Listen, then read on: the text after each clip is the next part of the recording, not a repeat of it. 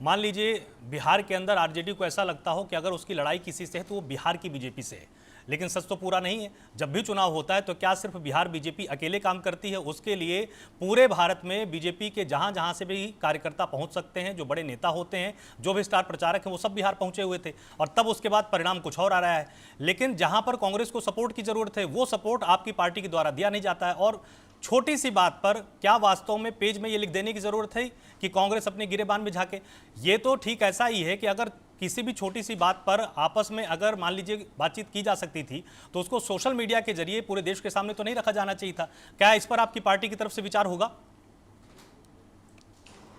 देखिए, जब India alliance बना था तो उस समय तय था कि हम लोग एक साथ चुनाव लड़ेंगे और खास करके जो केंद्र का चुनाव होता है, वो चुनाव इंडिया अलायंस एक साथ लड़ेगी, लेकिन हर स्टेट का थोड़ा अपना अपना एक अपना डिसीजन था। जैसे ममता बनर्जी का उस समय भी था कि वहां पे वो अकेले चुनाव लड़ेंगे।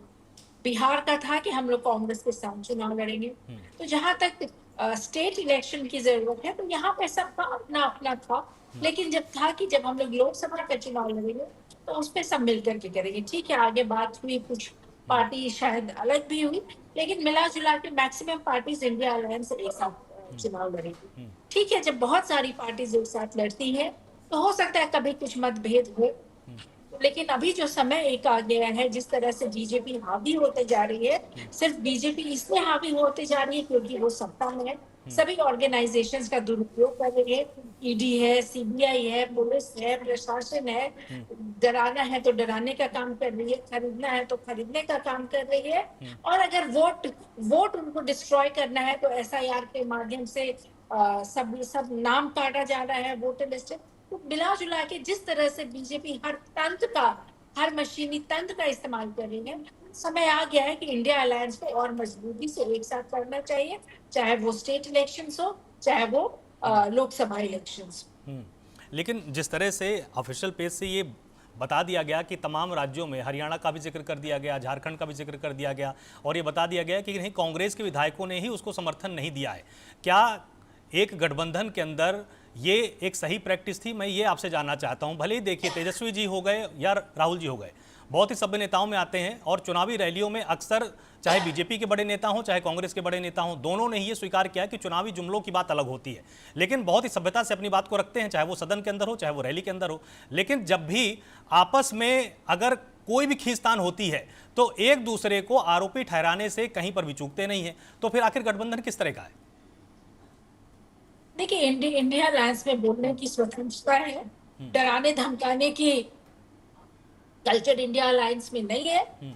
जिनको जो बोलना होता है वो बोलते हैं, आपस में अपनी बातों को सॉल्व करते हैं। एनडीए में बीजेपी है, वो सब पार्टी को दबा करके रखता है, डरा करके रखता है, इससे एनडीए में लोग कम बोलते हैं। लेकिन इंडिया अलायंस में सभी रीजनल पार्टीज हैं, सबको बोलने का अधिकार है, लोकतांत्रिक तरीके से काम करती है। जब अकेले होना होता है स्टेट इलेक्शंस में, अकेले लड़ती है। इंडिया अलायंस में ये लोग साथ रहती है और सब ओपन डिस्कशन होता है।